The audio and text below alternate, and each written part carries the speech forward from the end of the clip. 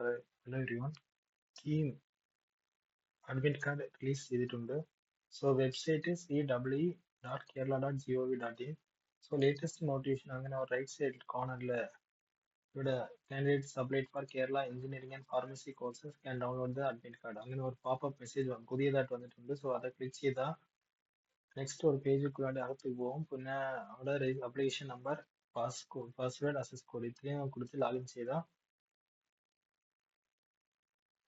Hall ticket generate ആവും. ഓക്കേവാ? So ഇവിടെ candidates portal for medical and architecture courses will be opened at a later time. Okay, so architecture മെഡിക്കലിനും ഇപ്പോൾ admit card വന്നിട്ടില്ല.